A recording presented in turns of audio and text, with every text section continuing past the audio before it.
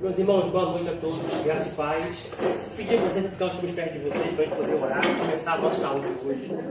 Estamos num assunto muito polêmico sobre a origem dos gigantes, tá? Esse assunto é um assunto que tem atravessado muitas salas teológicas e poucas pessoas têm coragem de falar. Então vamos falar aqui hoje. Eu tenho certeza que Deus tem algo muito especial para os nossos corações. Oremos. Senhor, nós te louvamos, ó Pai, por esse dia de segunda-feira, é uma segunda que será de primeira, porque estamos aqui, ó Pai, com base na Tua Palavra, a Tua Palavra que nos direciona, que nos motiva, que nos instrui, é a bússola da nossa caminhada, Senhor. Pai, prepara o nosso coração, como também a nossa mente para a Tua Palavra, Senhor. A Tua Palavra ela não volta vazia, ela antes realiza aquilo que ela foi designada, que ela possa alcançar lugar no nosso coração e possa produzir 100 por uma, para a glória e para a honra do Teu nome. Não lhe convido, ó Pai, porque o Senhor não é convidado, a casa é Tua, o Senhor se faz presente no nosso meio, que seja uma aula cheia da Tua presença, Senhor, no nome santo e poderoso de Jesus eu oro e te agradeço, amém, e graças a Deus. Vamos lá. Preparado, gente? Amém. Então vamos lá então, ó. Angiologia.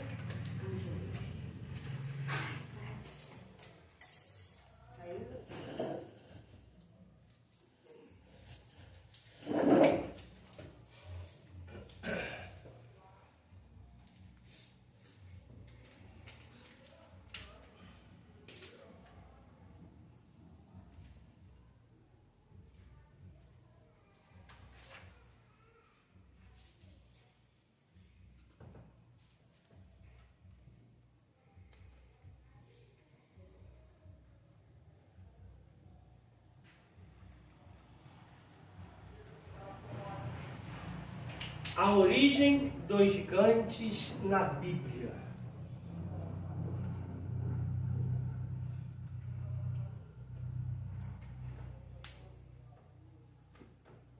Beleza.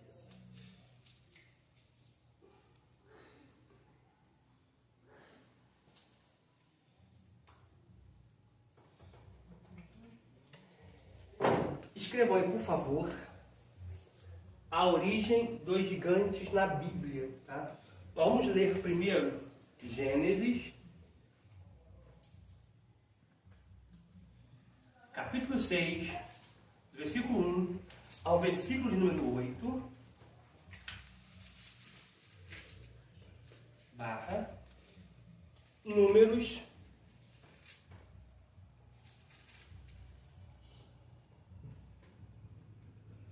13, versículo 31 ao 33, logo após Deuteronômio,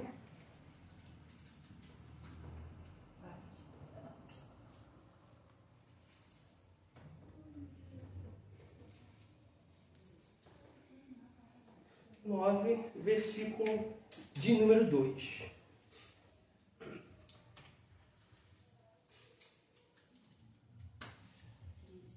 Escrevam aí essas referências bíblicas para a gente começar nesse assunto bem polêmico na noite de hoje, tá?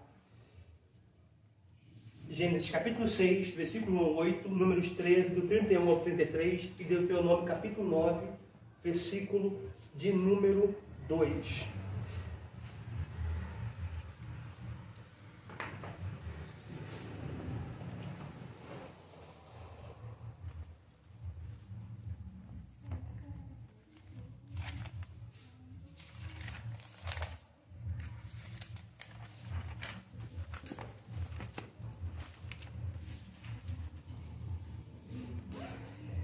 Amém?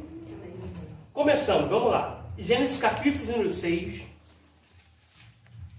E para a gente falar de Gênesis 6, nós vamos ter que entrar um pouquinho na história de Noé, tá? Que é de muita valia para a nossa compreensão na noite de hoje. Gênesis capítulo 6, vamos ler do versículo 1 ao versículo 8. Depois a gente vai ler Números 13, do 31 ao 33. Depois Deuteronômio. Aí a gente volta na história de Noé aqui para poder compreender o capítulo 6 de Gênesis. Podemos ler? Amém. A epígrafe diz assim, ó, a corrupção geral do gênero humano. Escrito está. E aconteceu que, como os homens começaram a multiplicar-se sobre a face da terra, lhes nasceram filhas. Viram os filhos de Deus. Nós estamos falando na aula passada, tá? Nós falamos na aula passada que essa expressão filho de Deus em hebraico é Binei Elohim. Ela só é aplicada para anjos, tá? Viram os filhos de Deus que as filhas dos homens eram formosas e tomaram para si mulheres de todas as que escolheram. Então disse o Senhor: não contenderá o meu espírito para sempre com o homem, porque ele também é carne, porém os seus dias serão 120 anos.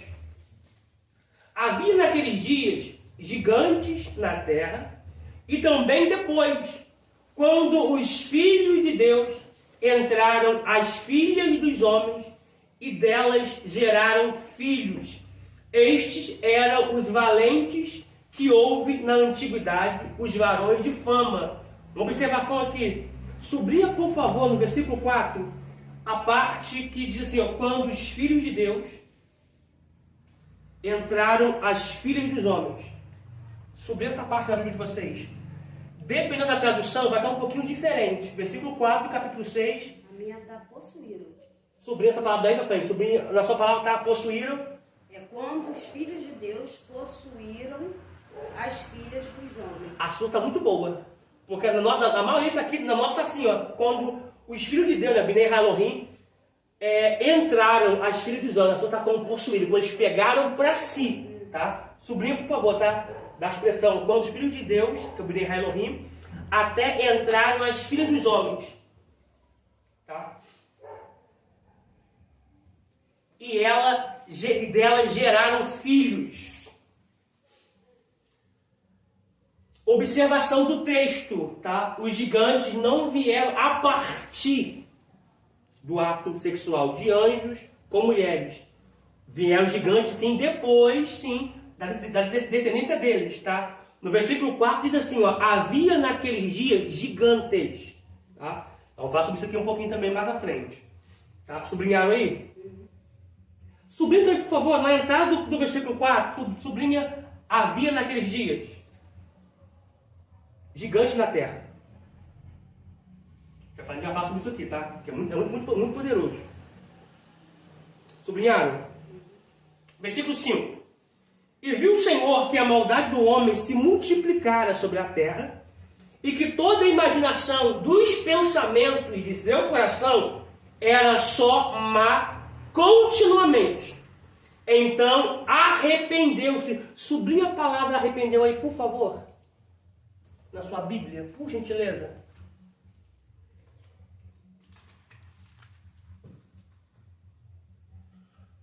Quando a gente olha essa palavra se arrepender aqui, a gente vai entrar em parafuso. Por quê? A gente lê lá em Números, que diz a palavra do Eterno, que Deus não é homem para que minta, nem filho para que se arrependa, tá? Esse arrepender de Números é Deus dizer que vai fazer algo, e depois se arrepender, poxa, eu falei que ia fazer, agora eu fiz, olha o que está acontecendo. De Números é isso. Só que no capítulo de número 6, o versículo número 6 aqui, do capítulo 6 de Gênesis, esse arrepender é sentir tristeza. Deus sentiu tristeza pela conduta dos homens e das mulheres na terra. Ok? Se você puder sublinhar a palavra arrependeu aí e escrever sentir tristeza. No hebraico, tá, gente?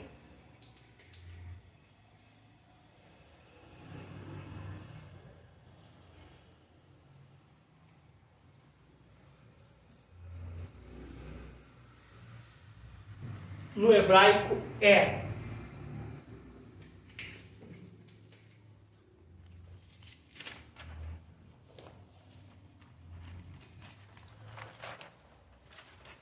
Sentir tristeza. Isso significa arrepender no hebraico.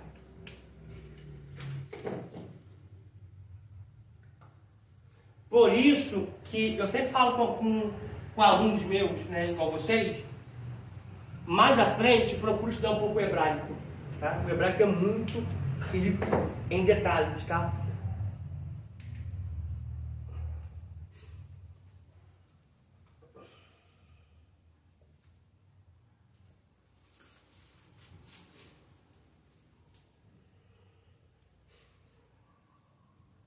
Assim que vocês escreverem, eu prossigo. Versículo 7 do capítulo 6 de Gênesis. E disse o Senhor: destruirei de sobre a face da terra o homem que criei, desde o homem até o animal, até o réptil, até a ave dos céus, porque me arrependo de haver feito. Olha, arrependi de novo, ó, tristeza. Eu me sinto triste por ter feito isso. Lembrando que tristeza é um momento, até um estado momentâneo. Hoje eu estou triste, amanhã não, tá? É algo transitório, passageiro, esporádico. Versículo 8.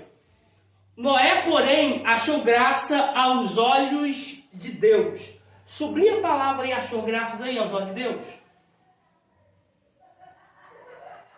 Essa expressão aí, achou graças aos olhos de Deus aí, graça é tudo aquilo que é feito por alguém que nada merece, ou favor imerecido, tá? Ou seja, não é porque Noé é bom, tá? Não é porque não é o cara, tá? Mas Deus, de certa forma, viu nele algo diferenciado, tá? Lendo aqui, agora para que você abra, por favor, em Números 13. Números 13, versículo 31 ao 33.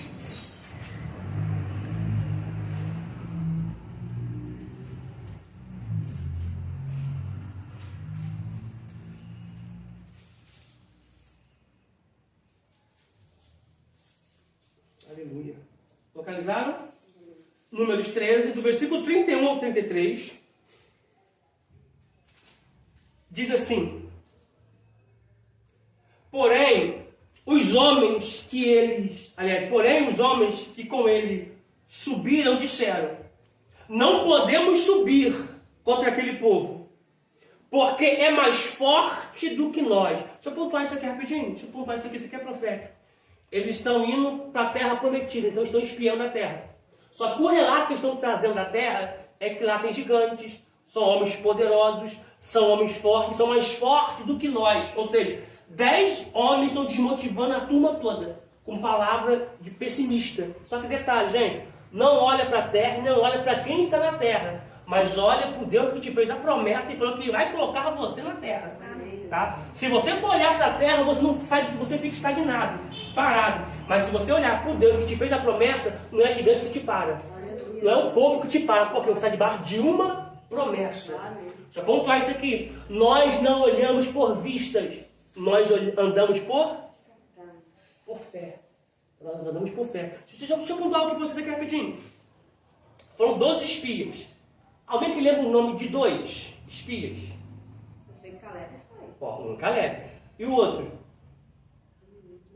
Tá terrível, hein, senhor? O Caleb foi um. O outro foi Josué. Você consegue lembrar o nome dos 10? Não. Por quê? Quem desiste não é lembrado.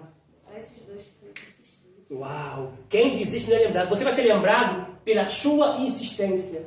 10 estão desmotivando, mas tem 2 que falam assim: não, pera, vamos subir, vamos conquistar. Ô Jesus, ô glória. Enquanto 10 desmotiva, tem 2 que falam assim: não, vamos continuar firme, vamos continuar nessa visão, nessa pegada, porque a promessa está sobre nós. A pergunta é: você é daqueles que vão ouvir os 10 ou vai ouvir os 2? Ô glória, isso aí, então continue. Por mais difícil que seja, continue.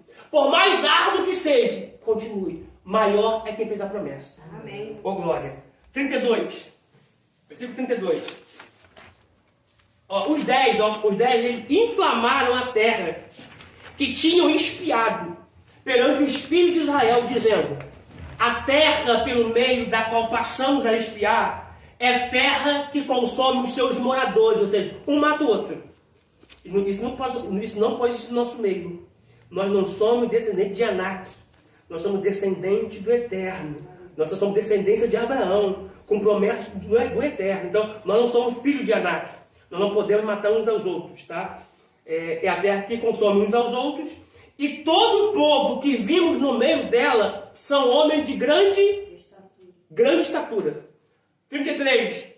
Também vimos ali gigantes, filhos de Anak, descendentes dos gigantes, e éramos aos nossos olhos, olha que senso de inferioridade, não é nos olhos dele, aos nossos olhos. Aos nossos olhos éramos como gafanhotos. Assim também éramos aos olhos deles. A pergunta é, a Bíblia faz questão de dizer que foram 12 príncipes, cabeças espiar a terra. Eles estão voltando de lá, dizendo que lá tem gigante, isso é fato. Um mata o outro, fato também. Que nós éramos como gafanhotos. A pergunta que não quer calar nessa noite. Você é príncipe ou princesa ou gafanhoto? Eles vão espiar a terra como príncipes e voltam como gafanhotos. Viu que é certo de inferioridade? A situação do momento fez com que eles se inferiorizassem mediante o que eles viram. Só que, gente, Deus chamou princesa. Deus chamou príncipe. Pode ter gigante sim, mas maior é o que está conosco do que o que está com eles. Tá? Deuteronômio 9:2. Eu estou sentindo Deus aqui, hein? 9:2. Deuteronômio capítulo 9, versículo 2. A gente lê e agora monta o nosso quebra-cabeça agora.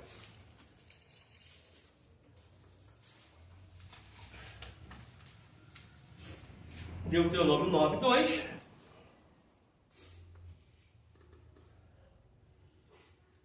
Diz assim, deixa eu ler o versículo 1 e versículo 2. Ouve, ó Israel, hoje passarás o Jordão para entrares a possuir nações maiores e mais fortes do que tu. Isso aqui eu acho tremendo. Eles estão para possuir uma nação que é maior do que eles e mais forte do que eles. Por que isso? Para mostrar que a nossa vitória nunca foi por causa do nosso braço. Sempre foi Deus que esteve na nossa frente e do nosso lado. Ora, diga a Israel, se não fosse o Senhor que estivesse do nosso lado, o nosso inimigo teria nos engolido vivo. Então, ou seja, eles estão para possuir algo que é maior do que eles e algo que é mais forte do que eles. Mas só vão possuir porque Deus está na vida deles. Deixa eu ver essa profecia aqui. Vocês vão possuir, vão conquistar algo maior, mais forte, porque Deus está na vida de vocês. Não é porque o currículo é bom, porque tem diploma, não. É porque Deus está na vida de vocês. Oh glória, oh maravilha. Prossigamos o texto. Entrar nações maiores e mais fortes do que tu, cidades grandes e muradas até os céus. Ou seja, algo grande. Gente, essa expressão aqui, gente, olha só. Essa expressão aqui, que muralhas grandes até os céus, é uma hipérbole. É algo, de certa forma, exagerado. Né? Quando a gente olha para esse texto aqui, e diz assim, olha, muralhas até os céus. Na sua casa, céus ou céu? Céus. Está falando dos 3 céus. Ou seja, o que está na sua frente é algo, de certa forma, a gente pode ser um muro, vou falar hipoteticamente, a gente pode ser um muro de 3 metros, físico, mas espiritual. Esse muro atravessa o Aurano, atravessa o Mesorano e chega até o Eporano. Ou seja, algo que eu não consigo atravessar. Alguém consegue atravessar assim desses 3 céus? Não. Só que por mais que seja alta essa muralha, o Deus que te fez promessa faz você romper. Faz você ir mais adiante, oh glória. Faz você conquistar aquilo que aos teus olhos é intransponível, é inalcançável. Mas Deus na nossa vida vai fazer com que a gente alcance e conquiste essas coisas. Oh glória. Versículo 2. Um povo grande e alto, filhos de gigantes, que tu conheces e de que já ouvistes. Quem pararia diante dos filhos dos gigantes? Ou seja, ninguém poderia parar. Mas com Deus do nosso lado, com Deus na nossa frente, iremos romper muralhas, iremos conquistar coisas grandes. Eu não sei quem vai pegar essa profecia nessa aula, mas é profecia. Dentro dessa aula aqui, Deus está falando assim, você vai conquistar algo grande. Você vai romper muralhas, você vai romper barreiras. Ao teu ver, não tem como passar, não tem como entrar. Mas o Deus que te fez a promessa, que nos fez a promessa, vai nos garantir passagem para que a gente possa chegar e tomar posse.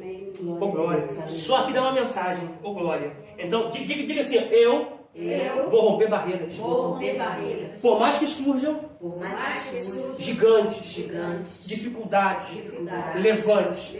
O Deus que me fez promessa nos garante. Aleluia. Oh glória. Oh maravilha. Lemos aqui? Vamos lá então. Agora que a gente precisa voltar lá para a história de Noé. Tá? Vou botar aqui embaixo aqui a história de Noé.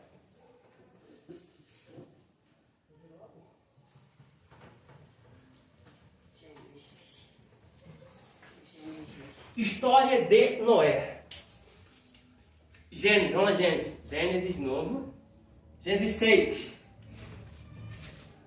Vamos lá de novo.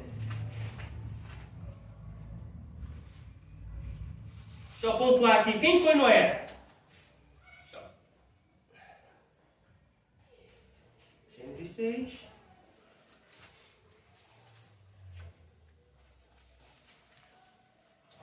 Vamos lá. Quem foi Noé? Bom, o nome Noé. Noé. Em hebraico, deixa eu ver se ele está melhor do que isso aqui. Em hebraico, significa Noa. Vocês conhecem alguma criança com o nome Noa? Sim. Significa descanso.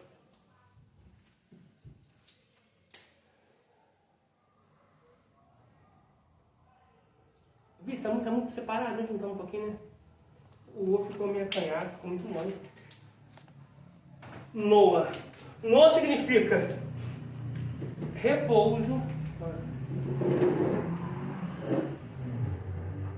Repouso, vírgula.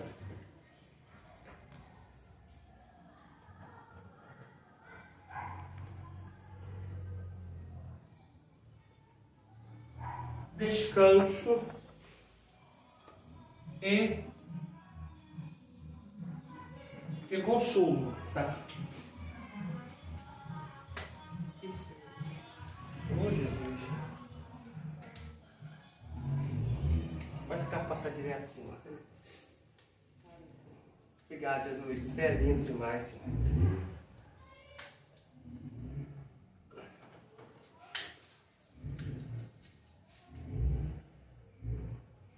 Vamos escrever um pouquinho aqui, vamos lá.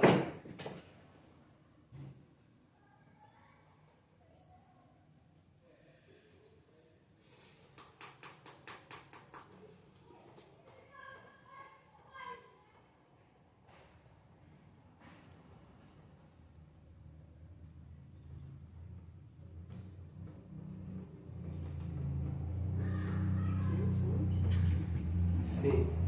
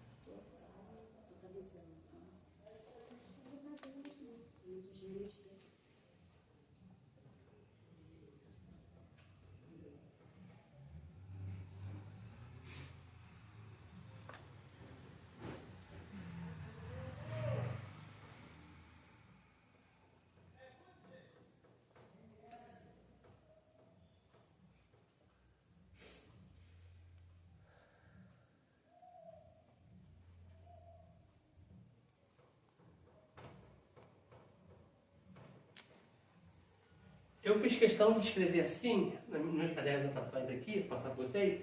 Quando eu for explicar, vocês vão entender o porquê.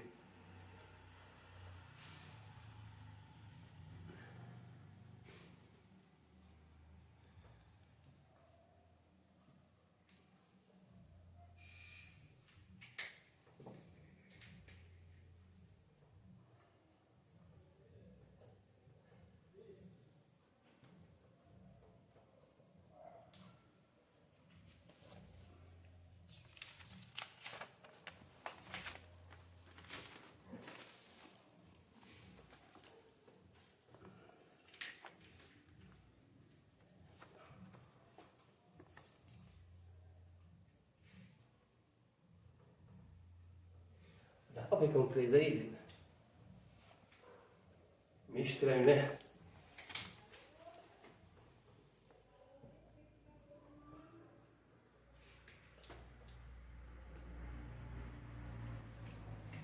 Só de que eu vou passar para vocês aqui, já dá uma pregação e tanta.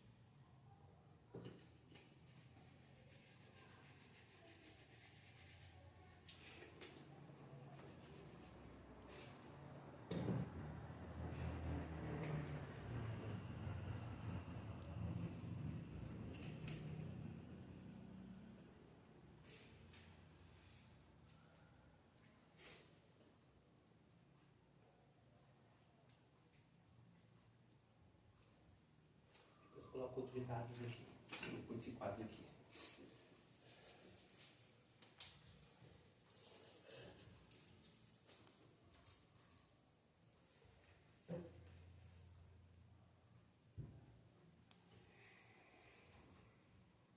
Tudo já foi? Vocês estão rápidos, gente. Podemos? Olha só então. Ó, história de Noé. Noé significa Noa, tá? Transliterado, tá? Significa repouso, descanso e consolo, tá? Noé, com 500 anos de idade, teve seu primeiro filho. Vale ressaltar isso aqui, tá? Gênesis capítulo 5, versículo 32. Vamos ler. Gênesis 5, versículo 32.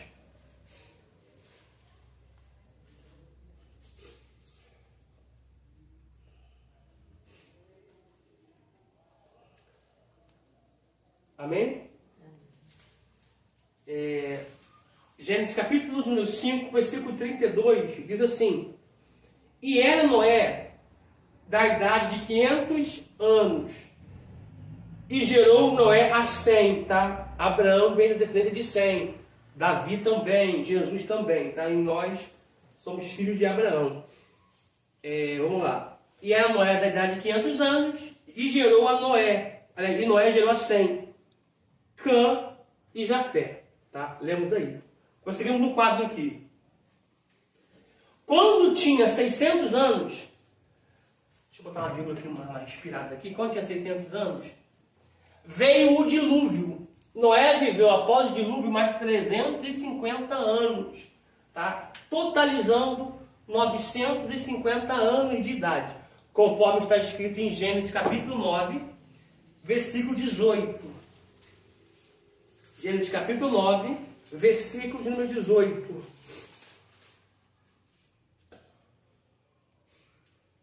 Diz assim: e os filhos de Noé que da arca saíram foram Sem, Cã e Jafé. Cã é o pai de Canaã. Estes três foram os filhos de Noé. E destes se povoou toda a terra. E começou Noé a ser lavrador da terra e plantou uma vinha. E bebeu do vinho, bebedou-se e descobriu-se no meio da sua tenda. E viu Cã, o pai de Canaã, a nudez de seu pai, e fez saber ambos os seus irmãos, que estavam do lado de fora. Então tomaram Sem e Jafé uma capa, repita comigo assim, ó, Cã estava expondo a nudez de seu pai. Eu não vou nem entrar nesse teor, tá? No hebraico ele diz que conheceu a nudez de seu pai. Não vou nem entrar nesse teor, que isso é muito polêmico também, tá? O que eu quero falar com isso aqui? Existem duas gerações, tá? Uma geração de Cã, que expõe, e a geração de Jafé e Sem, que com uma capa vão tampar Noé, tá? Olha o versículo 23.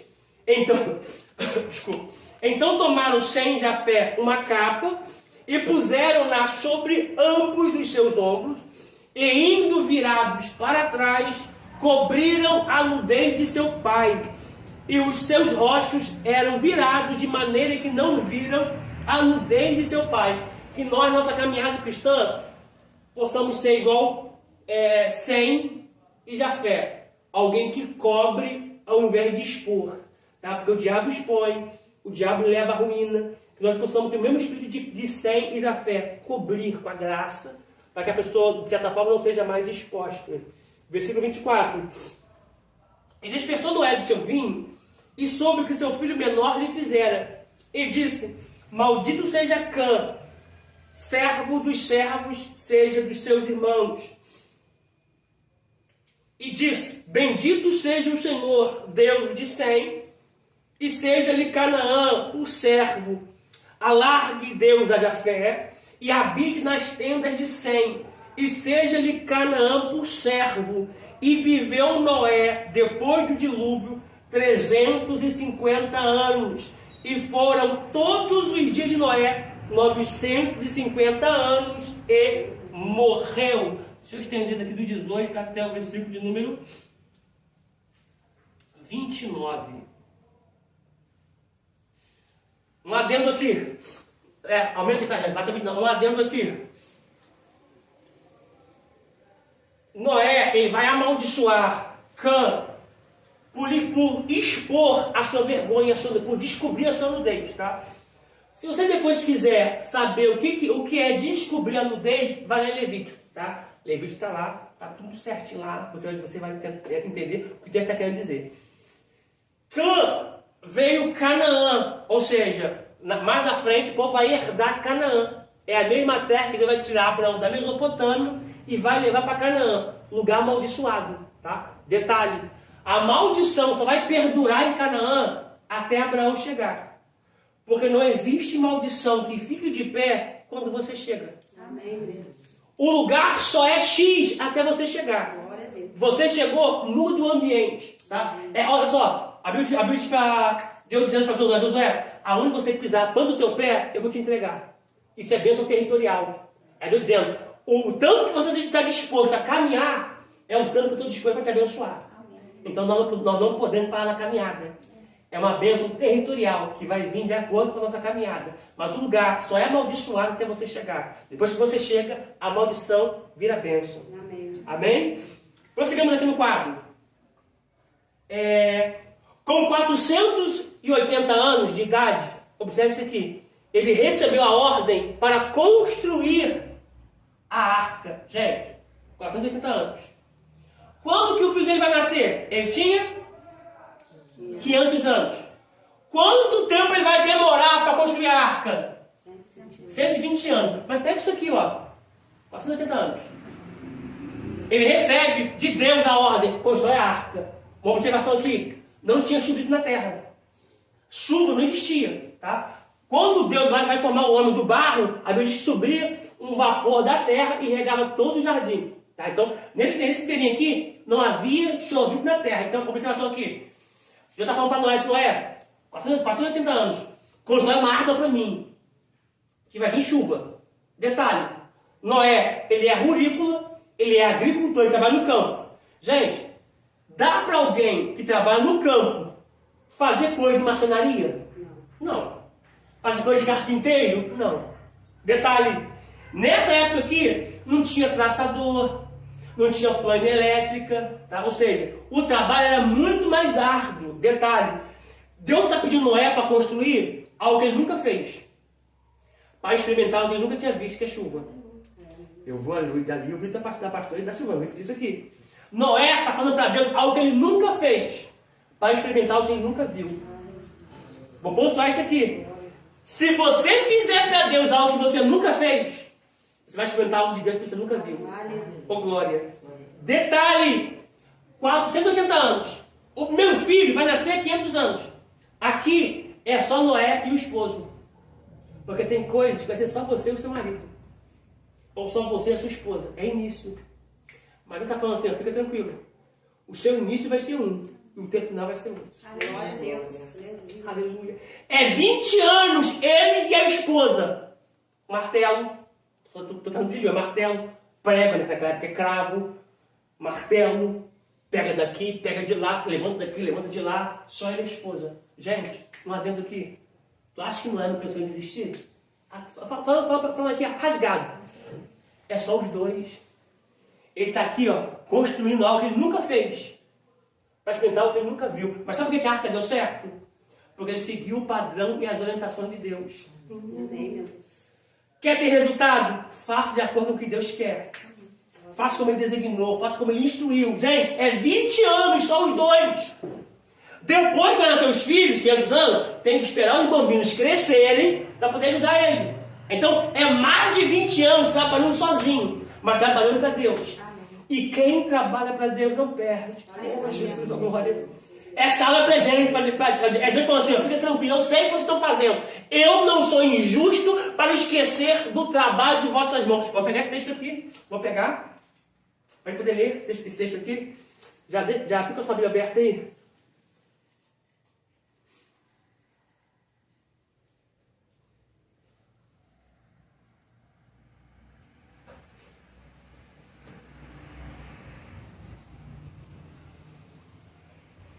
Abra, por favor, em Hebreus 6. Por favor, Hebreus 6, 10.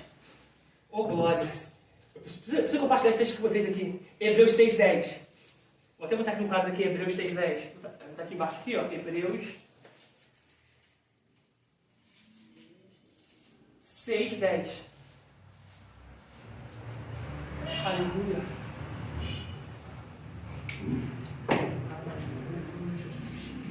Hebreus 6, 10. Não tem que ler texto aqui com vocês aqui. Hebreus 6,10. Olha o que diz.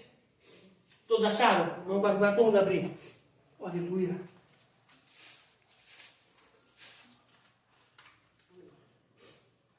É Deus dizendo para nós aqui. Eu tenho visto o trabalho. Eu tenho visto o esforço. A dedicação. Eu sei que é difícil trabalhar sozinho, eu sei. Né? Tinha várias pessoas que passavam, que poderiam ajudar, mas não vão ajudar. Tinha pessoas que poderiam abraçar a causa, mas não vão abraçar. Tinha pessoas que poderiam, de certa forma, nos dar uma mãozinha, mas não vão dar. É só você e o esposo. É só eu e a esposa. Mas Deus entende esse processo. Por quê? Deus não é injusto. Oh, glória. Hebreus capítulo 6, versículo 10. Vai dizer assim o texto. Porque Deus não é injusto para se esquecer da vossa obra e do trabalho da caridade que para com seu nome mostraste, enquanto serviste aos santos e ainda servis. Oh, glória. Gente, isso aqui é profético. É Deus, fica tranquilo. Aparentemente ninguém está vendo, mas Deus está vendo. Ninguém está registrando, mas Deus está registrando. Ninguém está tomando nota, mas Deus está tomando nota. Fica tranquilo. Eu vou dar paga pelo trabalho de vocês. Fica tranquilo. Tá? Ele não é injusto para esquecer. Muitas das vezes o homem esquece. A gente faz, a gente ajuda, a gente estende a mão, a gente pega e coloca, tira de um lugar e coloca em outro. O homem esquece. Mas Deus não. Fica tranquilo. Deus registrou tudo o que você está fazendo. E continua registrando. E no tempo certo, Ele vai dar a devida paga. Tá? Isso aqui, você gosta de rede social? Joga na rede social hoje. Hebreus sobre Noé. Bota na rede social hoje. Noé fez para Deus o que ele nunca tinha feito. Mas experimentou de Deus algo que ele nunca viu. Ou seja, se você fizer para Deus algo que você nunca fez, você vai experimentar de Deus algo que você nunca viu. Tudo parte de uma entrega. Vou repetir. Tudo parte de uma entrega, tá? Com 480 anos de idade, recebeu a ordem de Deus para construir a arca. Tá? Vamos ler Gênesis 6,13. Oh, aleluia. Gênesis 6,13. Gênesis 6, versículo 13.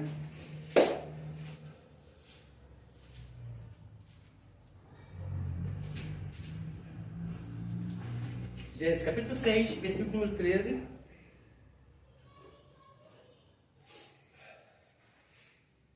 Acharam? Diz assim: então disse Deus a Noé: o fim de toda a carne é vindo. Por favor, sublinhe, por favor, o fim de toda a carne. O fim de toda a carne. Sublinhe, o fim de toda a carne é vindo. Sublinhe, por favor.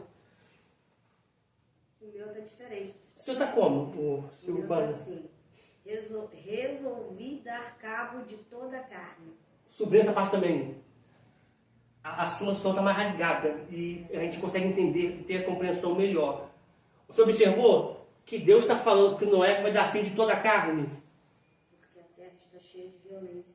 Ó, então disse Deus a Noé: o fim de toda a carne é vindo perante a minha face, porque a terra está cheia de violência, e eis que os desfarei com a terra. 14. Eu poderia emendar mais em 14, tá? 14 também, ó. Faze para ti, gente, observação aqui, observação. Essa arca para os outros? Não. É para quem? Não é. Para Noé. Deus não falou que a arca é para salvar o povo. Pregador, desculpa, pregador. Você que falou que Noé pregou para o povo, quando você leu aqui, não pregou para o povo.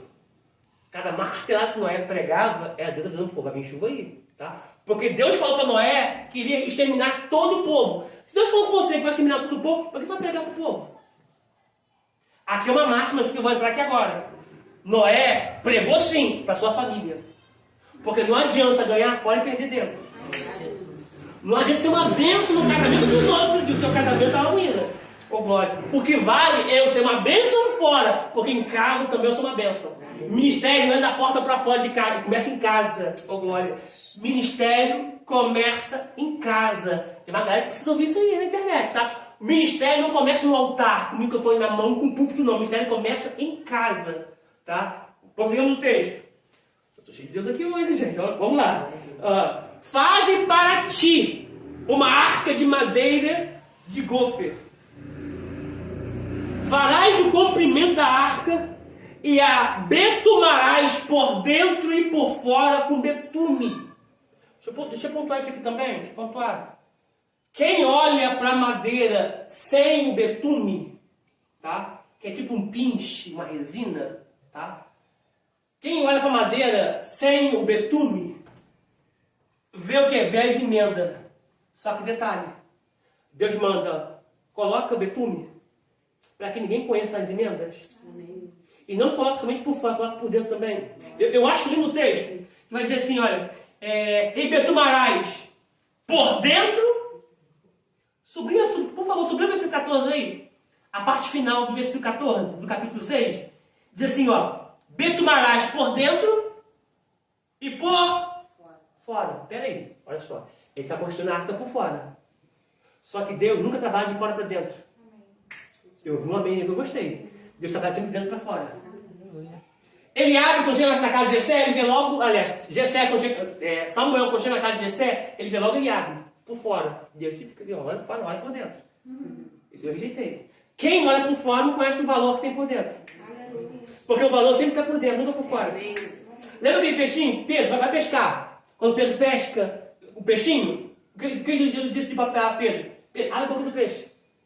O peixe pode ser pequeno, mas o valor do peixe nunca está por fora. Está por dentro. Oh, glória. Então, olha o texto. Betumarás por dentro e por fora. Primeiro dentro, depois fora. Eu nunca posso ser algo fora se eu não sou dentro.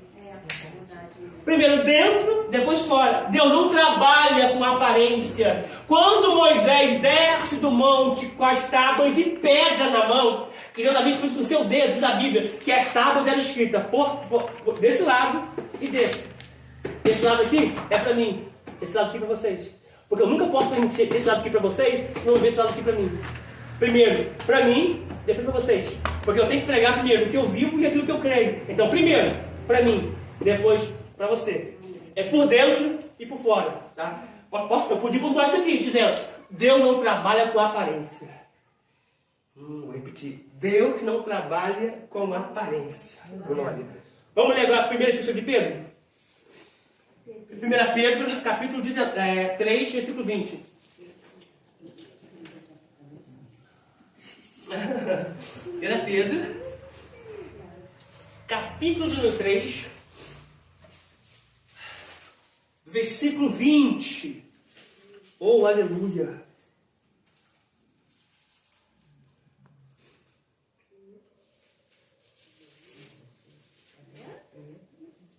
Primeira epístola de Pedro, capítulo 3, versículo número 20.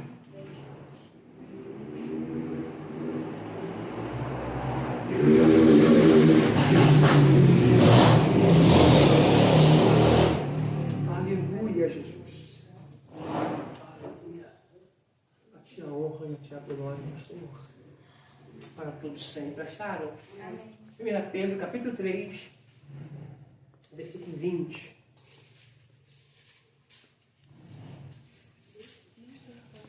Deixa eu dar um adendo aqui rapidinho. Deixa eu apontar aqui rapidinho, quando vocês localizam aqui. Essa expressão aqui de Hebreus 6,10, tá? É para quem faz para Deus aqui na terra e vai receber aqui na terra e também vai receber na eternidade. Tá?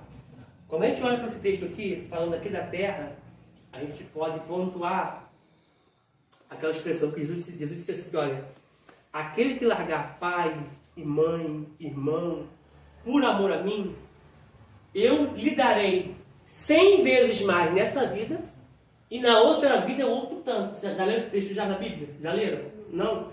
Então deixa aberto aí 1 Pedro capítulo 3. Deixa eu pegar essa expressão aqui, ó. Vida, você pode tirar foto aqui para mim, por gentileza? Deixa eu agarrar aqui, enquanto eu acho aqui para o pessoal. Vai sair a garrafinha aqui? Vai, não vai? Depende da fotógrafa. Isso aí. Tirou onde, pastor?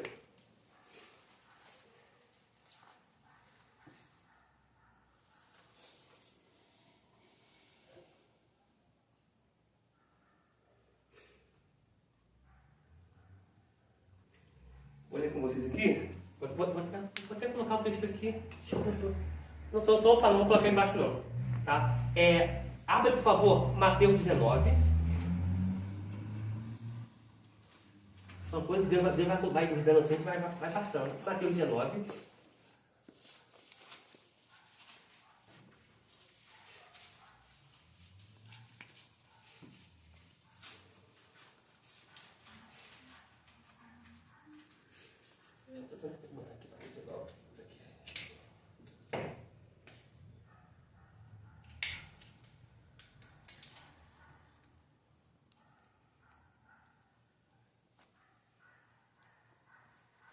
Mateus 19, 29. E depois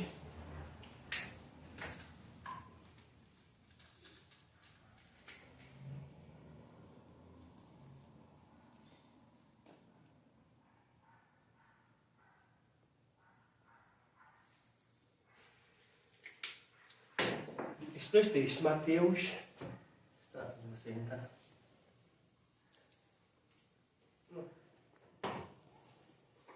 Mateus 19, 29, depois Lucas 14, 26. Aí depois a gente lê lá Pedro 3, 20.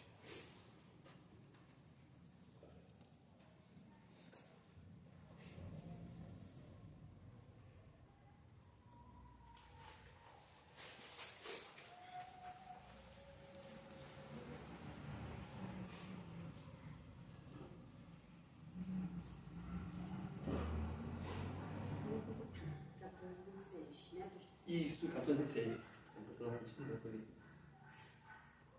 Ó, tá aqui embaixo aqui, Hebreus 6, 10, vocês já escreveram. Mateus 19, versículo 29. E depois Lucas 14, versículo 26. Ficou um pouquinho tortinho por causa da posição da escrita. Primeiro vamos ler Mateus 19, versículo 29. Podemos ler? Amém. Perdão, eu quero contextualizar aqui rapidinho. Eu quero ler a partir do versículo de número 23 a seguir, tá?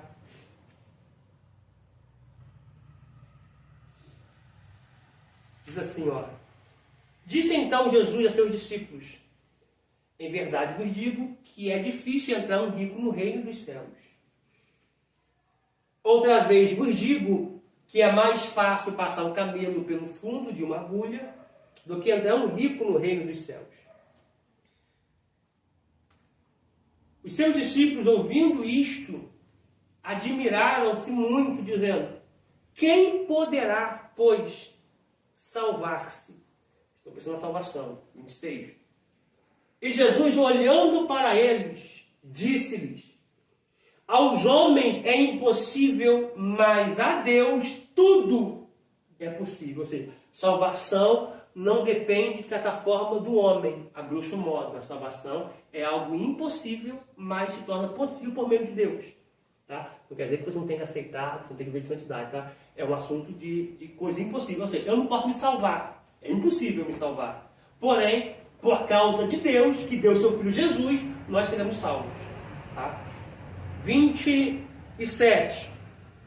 Então Pedro, tomando a palavra, disse-lhe: eis que nós deixamos tudo e te seguimos. Que receberemos? Olha para mim aqui. Olha para mim aqui. Pedro, a grosso modo, ele está requerendo de Deus algo porque ele largou. Lembra de Lucas 5? A pesca. Que o barco veio vazio na praia. Eles estão muito pescando, né? Pedro, André, Tiago e João. Pedro e André num barco, Tiago, João em outro. Não conseguiram pegar nada. Cristo já está na praia quando o barco deles estão ali, chegando para se ancorar. Pedro desce do barco e está lavando as redes. Tá? Jesus chegou primeiro. Tá? Na nossa vida, não foi eu que cheguei até ele. Foi ele que chegou até mim. Por isso estamos aqui. Tá? Então, ele vai olhar para o barco de Pedro e vai pedir o barco de Pedro emprestado. Pensamento do texto. Se o barco estivesse cheio, gente, tem lugar para Jesus? Não. Muitas vezes ele permite que o barco fique vazio para ter espaço para ele dentro do barco. Porque barco cheio de peixe. Lugar é quente. Ó, barco está cheio de peixe. Calor, Jesus me empresta o barco, não posso. Ó, barco cheio de peixe, calor do deserto, preciso vender. Só que o barco está vazio. Jesus pede o barco de Pedro. Pedro vai ofertar o barco para Jesus. Tá? Lembrando que, antes de ir para o mar alto, Jesus primeiro vai o quê? Vai ensinar a multidão. Porque, em primeiro lugar, gente, não é o peixe que a gente quer. Em primeiro lugar, é o reino. É a sua justiça. As demais coisas, que é o comer, beber e vestir, ele acrescenta. Desde que eu priorize o reino. Tá? Lembrando que Pedro está consertando a rede. Tá? Eu poderia pontuar isso aqui. Não é tempo de consertar a rede, porque eles vão para alto mar e a rede está se rompendo. Tá? Então não é tempo de lavar, é tempo de consertar a rede. Tampar as emendas, tampar os buracos. Vou trazer para aqui. Pedir perdão, liberar perdão, tirar o rancor, tirar a mágoa, tirar a raiva. Isso é costurar a rede. Tá? Você que até acabou o vai valer até um plano que você pode disfarçar. Tá? Então, ou seja, não é tempo de lavar a rede, Pedro, é tempo de consertar a rede, tampar os buracos, as brechas, as roturas, porque existe um cardúmetro que espera. E o cardúmetro está para vir. Se você não consertar a rede, você vai perder. E Deus não quer que você perca. Então é tempo de quê? Lavar não, é tempo de consertar a rede. Aleluia. Glória a Deus. Tá, vou pescar. Vou pegar muito peixe. Pedro, se abrir Lucas 5, Pedro vai largar tudo e vai seguir Jesus. Detalhe, largou a grosso modo. Quando Jesus é morto, e ele não havia aparecido para eles, a grosso modo, o que Pedro faz? Volta a pescar. Tá terrível, hein? Volta a pescar. Detalhe, ele largou tudo? Não. Por quê? Ele tinha um barquinho ali à espreita. Se não der certo aqui, eu vou para ali. Ó. Gente, ministério não é carreira, é vocação. Aleluia. Tem pessoas se frustrando achando que o ministério é carreira. O ministério é carreira, o ministério é vocação. Se Deus te chamou, Ele garante com glória. Se Deus te vocacionou, Ele garante com glória. Então, detalhe. Há um contraste entre Pedro, que largou o barco ali momentâneo e seguiu Jesus, que de fato, ali ele largou mesmo. Tá? Não fez questão do peixe e seguiu Jesus ali. Tá? Só que depois que Jesus morreu, ele volta a pescar. Posso pontuar aqui? Não volte a fazer o que você fazia. Quando Deus te inseriu no ministério, ele falou assim, ó, se não der certo, faz aquilo ali. Vai dar certo. Quem te chamou não foi o homem. Quem te vocacionou não foi Deus. Então vai dar certo. Ô glória. Detalhe, há um contraste entre Pedro e Eliseu, filho de Safate. Quando Eliseu ele é chamado para o ministério, sabe o que ele faz? Deus tem casa mesmo, despedir do meu pai e minha mãe, tá? Porque ministério é renúncia. Ele vai se despedir do pai e a mãe, ele vai pegar as 12 juntas de boi e o jugo, vai matar os boi tudo. Vai queimar o jugo, que é uma canga, que é tipo uma forquilha que pega no pescoço dos boi, para poder fazer arar a terra. Ele vai pegar o jugo, que é as cangas, e vai queimar elas e vai sacrificar os bois nessa canga. Ele tá dizendo assim, olha, eu vou ir, mas eu não volto mais. Ele está cortando qualquer vínculo, qualquer possibilidade de, tipo assim, se não der certo com Elias, eu volto para parar a terra. Ministério não pode retroceder. Eu sei que às vezes a gente olha até no retrovisor, né? A gente olha no retrovisor e fala, rapaz, o que eu estou fazendo, hein? Só que o para-brisa é maior do que o retrovisor. Deus dizendo, não foca no retrovisor, foca no para-brisa. Eu tenho algo mais à frente para a sua vida, para a tua chamada, para o teu ministério. Não posso recuar. Gente, isso aqui é para gente. Isso aqui é para gente. Nós não podemos recuar. Aquele que coloca a mão no arado e retrocede, a alma do Senhor não tem prazer nele. Diga para o teu coleguinha que está atrás e diga assim, você não pode recuar. Não, você não pode recuar. Pastor, você não pode recuar. Silvana, você não pode recuar. Cristiana, você não pode recuar. Jéssica não pode recuar. Você vai ser salvo em casa, vocês não podem recuar. Tá? Ministério é avante, é para frente, isso é vocação. Tá? Voltamos a ler o texto aqui. Deixa eu contar aqui rapidinho. Jesus diz, ó, não vou ler aqui, vamos ler. Versículo, estou muito cheio de Deus aqui, vamos lá, versículo 25. Os discípulos ouvindo isto, versículo de número 27. Então Pedro, tomando a palavra, disse, eis que nós deixamos tudo e te seguimos. Que receberemos? Ao 28. E Jesus disse-lhes, em verdade e a verdade eu te digo, que vós que me seguistes, quando na regeneração o Filho do Homem se assentar no trono da sua glória, também vos assentareis sobre 12 tronos, para julgar as 12 tribos de Israel. A gente continua no próximo vídeo.